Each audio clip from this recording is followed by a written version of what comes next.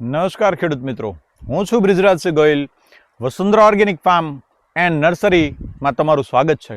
આજે આપણે એક એવા મુદ્દા સાથે ભેગા થયા છીએ કે જે આંબાના બગીચા બનાવે છે, આંબાવાડી બનાવે છે, અને એ ખેડૂતોને વર્ષ દરમિયાન કે કેરી ઉતરવા દરમિયાન જે તકલીફ થાય છે એ પ્રશ્નો છે, એનું સમાધાન કઈ રીતે કરી શકાય. તો એના માટે શરૂઆતથી જ જો યોગ્ય પદ્ધતિથી પહેલું જ પગથિયું, પ્રથમ પગથિયાથી જ એને વ્યવસ્થિત ટ્રીટમેન્ટ કરવામાં આવે, એની યોગ્ય પદ્ધતિથી માવજત કરવામાં આવે તો કેરીનો જે હાર્વેસ્ટિંગનો સમય છે એ આજથી 10 કે 11 મહિના પછીનો હોય છે.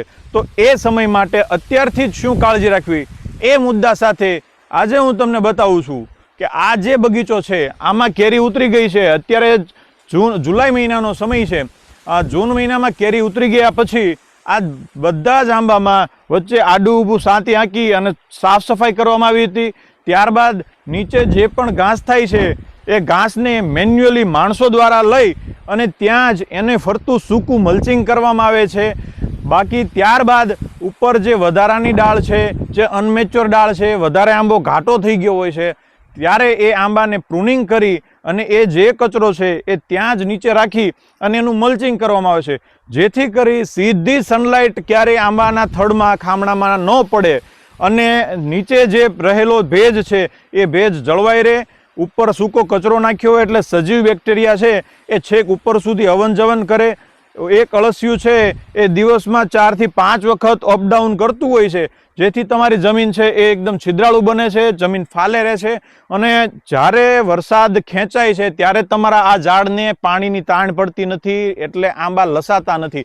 ઓછા પાણીથી પણ તમે આંબાની ખેતી કરવી હોય તો આ પદ્ધતિથી કરશો તો તમારા આંબામાં જે આ લાઇટ છે, આ ચમક છે એ એકદમ જળવાઈ રહેશે.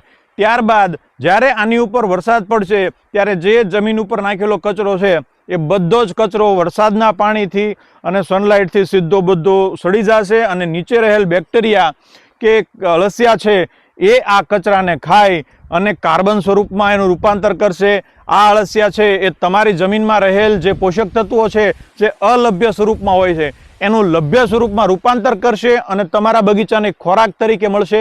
એટલે તમારા ઝાડ છે એ પ્રથમ સ્ટેજથી જ એકદમ હેલ્ધી થશે, એને સારો ખોરાક મળશે.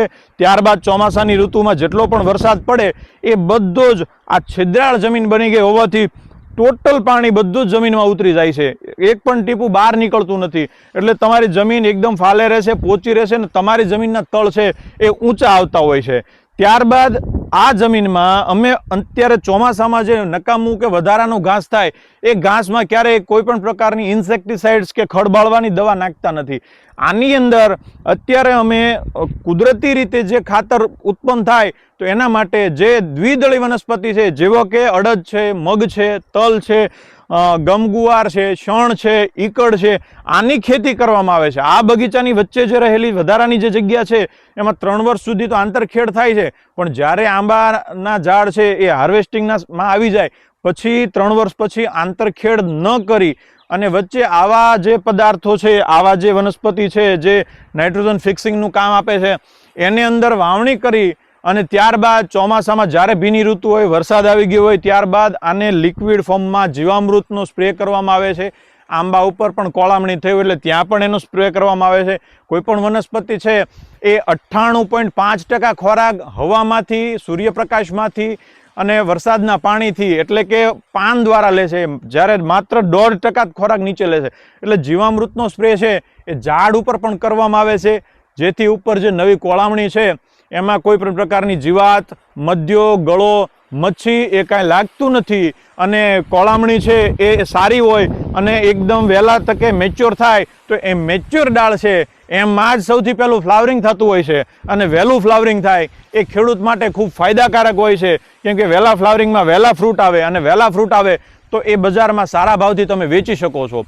એટલે આવી રીતે જીવામૃતના નીચે પણ સ્પ્રે કરવામાં આવે છે, ઉપર પણ સ્પ્રે કરવામાં આવે છે. ચોમાસાની ઋતુમાં જ્યારે વરસાદ આવી ગયો હોય પછી 2 કે 3 વાર જીવામૃત, ગાયની ખાટી છાશ, ટ્રાઇકોડર્મા બેક્ટેરિયા આ બધાનું મિશ્રણ કરી અને ટ્રેક્ટર ઓપરેટેડ પંપ દ્વારા બધામાં જમીનમાં ડ્રેન્ચિંગ કરવામાં આવે છે, ઉપર સ્પ્રે કરવામાં આવે છે. અને ત્યારબાદ જ્યારે આજથી 2 મહિના પછી જ્યારે અંદર તમે વાવેલ જે નાઇટ્રોજન ફિક્સિંગ છે, માનો કે આ બ્લોકમાં અમે શણ વાવ્યું છે તો એ શણ છે એ 2 મહિના પછી 5 થી 6 ફૂટની હાઈટ થઈ ગઈ હોય છે, અને જ્યારે એને ફ્લાવરિંગ થવાનો સમય હોય છે, એટલે કે અર્ધપક અવસ્થામાં હોય છે, ત્યારે આ શણને ટોટલ પાડી અને એને સીધું જ રોટાવેટર મારવામાં આવે છે, જેથી આ અર્ધપક અવસ્થામાં રહેલું શણ કે વનસ્પતિ છે એ સીધું નાઇટ્રોજન ફિક્સિંગનું કામ કરી અને એક આંબે તમે એક થેલી યુરિયા નાખી હોય અને જે રિઝલ્ટ મળે એના કરતાં 5 ગણું વધારે તમને સારું રિઝલ્ટ મળે છે. એટલે તમારા આંબા છે એ ચોમાસામાં જેટલું એની કેર કરવામાં આવશે, ચોમાસામાં એને જેટલો સારો ખોરાક આપવામાં આવશે, એટલો જે આંબો મેચ્યોર થશે અને વહેલો ફ્લાવરિંગ થશે. વહેલું ફ્લાવરિંગ થવાથી તમને સારું ફ્રૂટ મળશે. એટલે આ પદ્ધતિ જો ખેડૂત પહેલા સ્ટેજ એટલે કે ચોમાસાથી જ જો અપનાવે તો પછી કોઈ ખેડૂતને આંબામાં તકલીફ થતી નથી. બાકી જ્યારે ખેડૂત ફ્લાવરિંગ સમયે એવું વિચારે કે ભાઈ ઓછું ફ્લાવરિંગ આવ્યું કે ફ્રૂટિંગ નાનું આવ્યું, તો એની તૈયારી પૂર્વ તૈયારી કરવી જોઈએ. એટલે કે ફ્લાવરિંગની પહેલા 6-8 મહિના પહેલાથી આ તૈયારી શરૂ કરો તો ખેડૂતને આંબાના બગીચામાં જે નુકસાની થાય છે એ નુકસાની થતી નથી. ઓછા પાણીથી આંબાની ખેતી થાય છે. રોગ જીવાત સામે પણ તમે આ જૈવિક પદ્ધતિ કે ઓર્ગેનિક પદ્ધતિથી ખેતી કરશો તો તમે ટકી શકશો. કોઈ જીવાત આવતા નથી અને કેરી છે એમાં એકદમ સ્વીટનેસ આવે છે, કેરીની સેલ્ફ લાઈફ પણ વધે છે, અને આ કેરી તમે માર્કેટમાં વેચશો તો ખેડૂતોને સારું આર્થિક ઉપાર્જન થશે.